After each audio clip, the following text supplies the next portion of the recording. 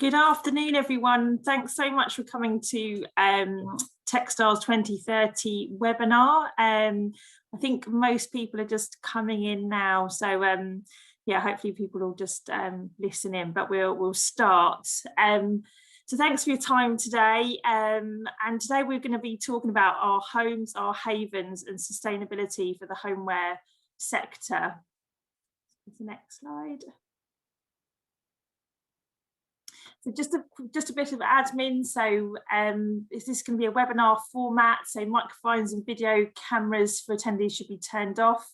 And we'd love to hear your views. So you can ask questions in the chat and make comments, and we'll try and answer them at the end if we've got any time. If not, we'll come back to you with the answers. So we've got 30 minutes for the session today, and just to note, we are recording this and it will be available on our website in the next few days. So let's get started. So hello, I'm Lucy Peacock. I'm a consultant here at WRAP, and I'm involved in the engagement and delivery with the brands and retails of Textiles 2030. And hi everyone, I'm Claire and I am a business account manager here at WRAP. I will be working with our retailers and brands on their footprint reduction plans and leading our work on circular business models. So just a bit of an agenda for today. So we're going to talk around the growth in the homeware market, which I'm sure you all know about already.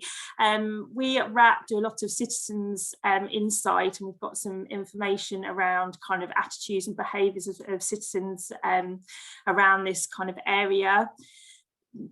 We'll then talk about why do we need to act now, and then Claire will go on to talk around Textiles 2030 and the target, measure and act approach, and then circular business models for the home textile sector. So let's get started.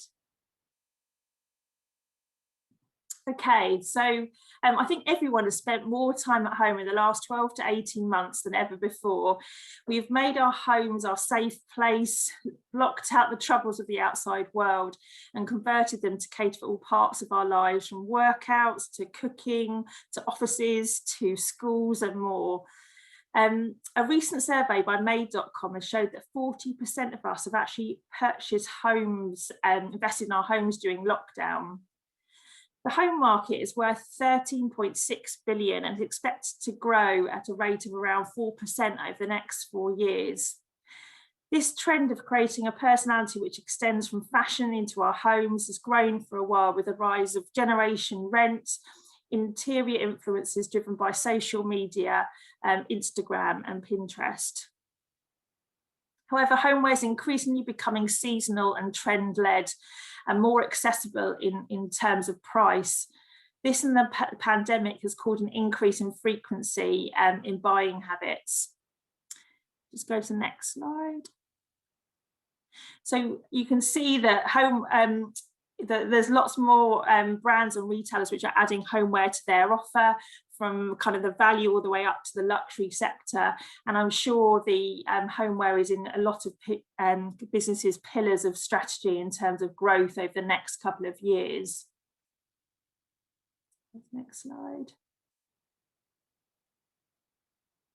Here at WRAP, one of the key parts of our business is looking at the changes in citizen behaviours, and our latest research shows that citizens are increasingly becoming aware of their impact on the planet and starting to make lifestyle choices. So you can see here with some of the work that we've done in January that 71% of citizens agree that the world is facing a climate emergency, and 66% of citizens agree that it will make lifestyle choices to benefit the environment. I think the final one is from a recent report from Barnardo's, where 37% of Brits agree that their homes are becoming more important to them since lockdown. Next slide, please. So in terms of, but this is obviously putting real pressure on the environment and the toll on the environment. And what it's showing is that out of the 900,000 tonnes of textiles waste which is burnt each year, actually 390,000 tonnes of it is that goes to landfill is actually from non-clothing waste. And within this, a third of UK households bin their duvets, cushions in the bin.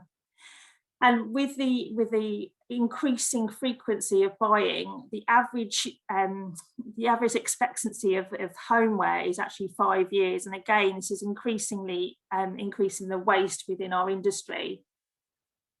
Go to the next slide. So why act now? So you can see from our slides previously that customers are demanding more change from their brands that they're buying from. And you can see this will increasingly growing over the next couple of years. Within this as well, government policy is changing, and we do a lot of work with RAP and the government in shaping the policies going forward. But the recent work is about how the polluter pays, and lots of work has been going on around EPR, extended responsibility, which we can talk, which if you need any information on, we can send that through. The third one is investors. So last year was the biggest investment in ESG businesses, and the impact of that, and how things are changing in the finance sector. And finally, the environment, which is what we've just talked around in terms of the waste that some of these behaviours are creating. So textiles will always be part of our lives. They play an important role both physically and emotionally, but we need to find a balance with society and the planet. I will now hand you over to Claire, who will talk through Textiles 2030 and the opportunity for home textiles on circularity. Over to you, Claire. Now that Lucy has spoken to the issues in the sector and the bigger picture, I wanted to quickly introduce RAP's new voluntary agreement, Textiles 2030. So Textiles 2030 is the UK initiative taking direct action on circularity and climate action in the textiles industry. And for the first time, we are including not only fashion and clothing, but also home textiles, and organisations will be able to measure their carbon impact via our footprint tool. In April, we published the Roadmap for Textiles 2030, and this sets out the two key elements of how we will work with businesses and other stakeholders to deliver this radical change. And Textiles 2030 is all about, firstly, measurement. So that's kind of used to motivate and focus action. And secondly, circularities to transform businesses to the circular use of products and materials. In the following slides, I'm going to give you an overview of our recommendations in relation to impact measurement and circularity for the home textile sector, and ideas for how your business can get started in working towards a more sustainable and resource efficient future. So RAP has worked closely with stakeholders in the industry to develop an approach which we call Target Measure Act. So the Target Measure Act approach gives brands who are unsure on how to gather sustainability data the tools that they need to gain clear visibility over the environmental impacts. And without this visibility, it's really hard to know where to begin, and it makes implementing change very challenging. But we have a track record of using this approach to support retailers in making changes to their sourcing and business strategy. So firstly, obviously, by setting targets, it gives your business clear strategic direction and defined goals to work towards. Targets also act as a call to action for your in-house teams, suppliers, and customers that your business is taking sustainability seriously. By measuring your product's impacts, areas of concern can be highlighted and focused action can be taken. And regular measurement also allows your business to benchmark how successful its improvement actions have been against your targets. Once you have clear visibility of your product's impacts, you can then act on this information. And RAP has collected data from retailers in the UK over the last 8 years to help them identify the biggest potential impact savings and to implement practical solutions. And that's really key and at the heart of what we want to do through Textiles 2030. So in terms of the targets themselves, the headline target for Textiles 2030 is to reduce the greenhouse gas footprint of new products placed on the market by 50%. And this is aligned with the Paris Climate Agreement goal of limiting global warming to a 1.5 degree trajectory. We will also look to reduce water footprint, recognising that textile production, and particularly cotton, is water intensive in regions which are facing serious water stress. And then the third target is to deliver circularity for the textiles industry. So by reusing textile products and materials, we displace the carbon and the water impacts of new production of those items. So in terms of the measurement itself, WRAP offers a footprint calculator tool, and our feedback shows that this tool is successful in helping brands to measure the footprint of their products and then act on those results. And just to tell you a little bit more about that, so using WRAP's footprint tool enables companies to measure their baseline, identify opportunities for improvement, and then monitor their results on an ongoing basis. The calculator measures Scope 3 emissions, so our product's biggest impacts come from Scope 3, and these are really important to measure. And we do this in a way that's cost effective. We know it's not always possible for organisations to easily measure the Scope 3 greenhouse gas emissions from their textiles products. It takes significant investment of time and specialist resources, LCAs, etc. So through Textiles 2030, we aim to make this accessible and effective. It takes a full life cycle approach, which means it measures products cradle to grave footprint, meaning that you can see clearly where the impacts are in your product's life cycle. And it gives the ability to model different improvement scenarios to support your business decision making on where you want to take action. It also lets you measure improvements that you've already taken. So it shows any savings you have any savings you've made compared to the situation if you hadn't made those improvements. So you can really see that comparison. And then importantly, the calculator results let you communicate robust climate change action that you've taken to your customers, the media, peers, the government, and the investment community. So what can you measure from the product range as a home textiles business using WRAP's footprint tool? Well, we are in the process of adding new product areas to our tool, and this includes home textiles. We have prepared this table, which we hope can act as a bit of a guide as to what can potentially be incorporated. You see in the left-hand column, it's things that we hope will be straightforward to measure. There's some items we'll potentially look to add in the future, and then there's some which are out of scope. So this is by no means a set in stone list, but it should give an idea. So for example, at the moment, flat monofiber textiles such as bed sheets and pillowcases will likely be the most straightforward to measure, whereas at the other end of the scale, items like furniture, wooden, glass, metal items are out of scope. So following on from target and measure, we have act. So we don't have the time today to cover all of the potential actions businesses could take, but there are quite a few, and we wanted to couple a cover that feel particularly relevant. So the first of these is fibre switching, and at WRAP we know that in terms of production, 80% of a product's impact is decided at the design phase, and this is an area where many retailers have successfully reduced their impacts. And the main way to do this is through switching fibres from conventional sources to lower impact preferred fibres, one example being organic cotton. Now, cotton and polyester make up the largest market share in the UK, and cotton also has the largest water footprint of materials sold by UK retailers. So these fibres are really a good place to start. And where possible, retailers could also switch from using virgin materials to recycled materials. So for example, recycled polyester has an estimated 32% lower carbon footprint than virgin polyester, as there's no need to extract the oil used to produce it. So using recycled content can really help drive demand for the recycled fibres, and to move to a more circular economy for textiles, it will be key to hit the carbon reduction target we need to if we move to these recycled sources. So just to add an example to help illustrate that, so the actions recommended in my previous slide have pulled out this collection by John Lewis and Mother of Pearl, which incorporates certified organic fibres and recycled materials. Another thing we're looking at in terms of Textiles 2030 is longevity and durability of items to keep them in use for as long as possible. So I've pulled out a quote here too, which illustrates the fact that this was considered in the design of this particular collection. So following on from fibre switching, we also wanted to talk about circular business models.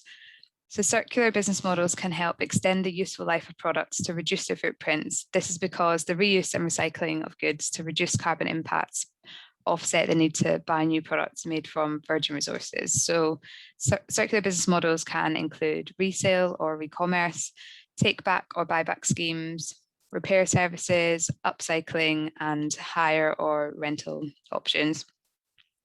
And we know that circular business models are key to achieving the Textiles 2030 targets. As you can see in the diagrams on the bottom right there, based on our provisional modelling, they could contribute towards a 7% reduction in carbon and over 9% reduction in water over the next 10 years, as well as making environmental savings. There's also other reasons why we would encourage brands to look at circular business models. So there is a potential for the introduction of an EPR scheme in the UK, Extended Producer Responsibility Scheme.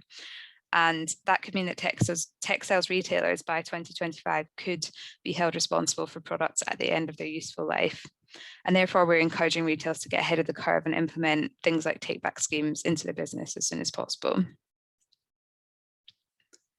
Now, just to also give some examples of companies in the home textile space who have implemented circular initiatives. Firstly, in terms of buyback, IKEA now offer a buyback scheme where customers can receive 50% of the original price for items in good condition. The furniture will be resold by the retailer, giving a second life to the IKEA products and helping prevent usable materials from entering landfill unnecessarily. And since it launched in October time, IKEA has already sold over 10,000 recovered items through this platform. Secondly, in terms of buyback, M&S in partnership with Oxfam offer swapping, where they collect used clothing and home textiles for reuse and recycling.